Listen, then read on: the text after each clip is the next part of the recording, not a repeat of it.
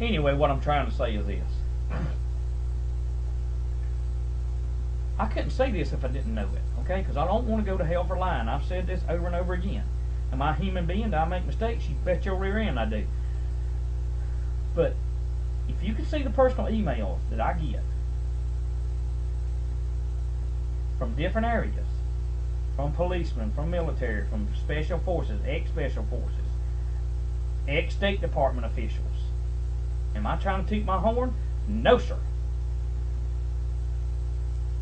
But saying that they're on the side of the American people. And you know, everybody sent me a message, man, you seem so much better in time.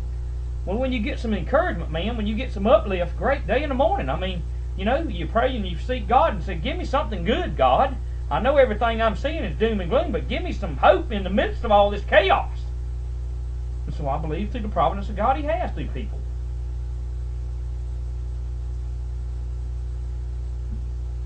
But I want to ask you a question. If you get this and you're in the military and you know, you're thinking about you know, turning your back on the Constitution, I hope and pray, because you swore an oath. Civilian police and military swore an oath to defend and uphold the Constitution, so help you God, okay? So there'll be some hard things coming down the pipeline, and you have to decide for yourself which way to go. But I'm asking you to search your heart, my friend, ladies and gentlemen,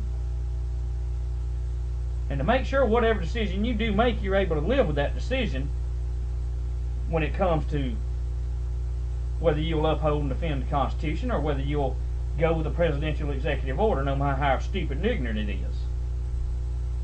And the reason I make this video is because there's some chilling signs that some of you ain't going to go with the Constitution, but you're going to go with the usurper, the illegal alien Obama, Barack Hussein Obama. And I got to tell you, man, that ain't the way to go.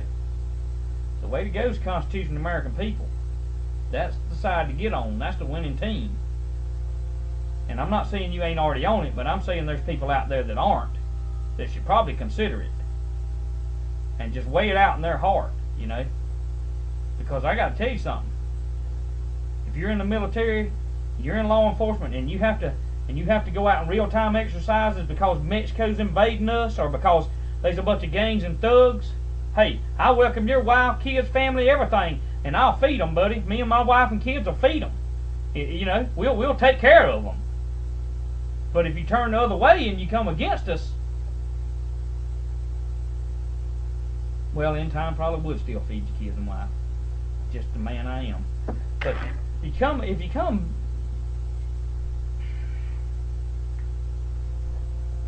you go with the evil feds plan,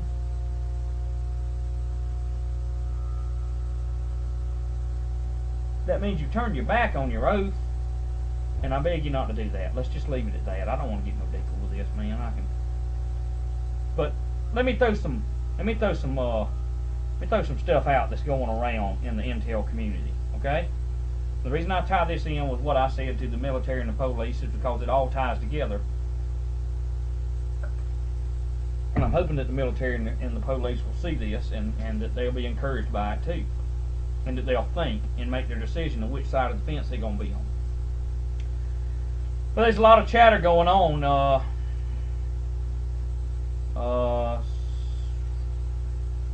Remember I told you about the critical incidents, wildfire scenarios, and all things that ratchet up and take place and will sweep this nation in wildfires? Well, they're already started, my friend. I told you a month ago or something. But there's a lot going on. And I spoke about this briefly in a update, intelligence update, but there's an art grid that DOD and DOJ and National Guard and everything, I said it before they ever got on alert in Texas, so don't say I'm saying it after the fact, because go look at my videos, I know what I'm talking about. But I told you about this art grid from the lower part of California all the way around to Houston, art grid. Well, DOD and DOJ and the higher echelon are, the chatter is going out, and they have turned their attention. They have changed their strategic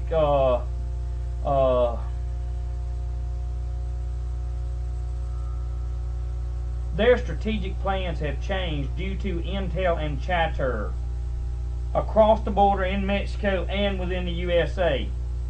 There is a considerable amount of influence, I'll put it like that, being turned. It's kind of like my hand. It was facing this way, but all of a sudden it's turning. It's pointing toward the border of Texas, Arizona, and California. Why? Because they already know that there's a 99.9% chance of what's coming out of Mexico toward that arc grid I was telling you about a while back. Okay? See, the DOD are changing their strategies for the flood of Mexico. Notice flood. See, I try to use these terms of maybe natural disaster type terms, or because they use these terms themselves, and I use them. But it makes sense to use them because you can relate to that. As far as a wildfire, if you live in California, you know that thing comes across and it destroys everything in its path. Well, this thing with Mexico is going to be like a destructive path of a wildfire. And also, at the same time, it's going to be like a flood. You get that? A natural disaster is a flood, too. They're going to have wildfire scenarios taking place, coming across the border, burning with a vengeance they're going to be, because they got no hope left in Mexico. And the drug cartel and all these evil people down there are going to take advantage of this, and there's going to be some destruction. There's people dying now. There's people dying, okay, on the border. Now, having said that, I will go back and say this. We can draw the conclusion that after the towers were turned to dust, we're going to shut the borders. The borders never got shut. Why? Well, because the evil elite didn't want them shut. Put that in your pipe and smoke it. So, but wait. Let's just run this for a minute. I'm just going to go rant for a minute. Okay? Everybody said everything they wanted to about Bush. Okay? And they was all, and I didn't like him neither, but I voted for him first term because he was supposed to be an evangelical, conservative Christian, was going to put an end to abortion and do all this good stuff, but he didn't do it. Calm down, end time. Rub that head a minute. And all manner of things were spoken about him, okay? And he is evil. But you can't even have a friggin' bumper sticker about Obama without getting it confiscated from the cops. There was a bumper sticker that said Obama should have been aborted, not the babies. The police confiscated it. Now, wait a minute. There's something wrong with this picture, my friend. There's something bad wrong. And by the way, he's not overturned the Patriot Act 1 or 2 or none of this stuff that Bush, the presidential executive orders he passed. Obama, he could have, all he had to do was take that friggin' left hand of his and that pen. He's got enough pens, it won't run out of ink. He could have said, I do away with this order. I do away with that order. We want to go back to the Constitution. He ain't done none of it. So he ain't no daggone different than Bush. He's just a puppet. Now, that'd be a heck of a note to serve a puppet now. Because a puppet can't think on his own. He can't do on his own. He's just on strings. I'm not serving nobody that's on strings. Because every puppet I ever seen hanging on strings, they look like a dummy and they got a daggone big old grin on their face, but they got no brain to go with it, nor function. In time. I'll be right back.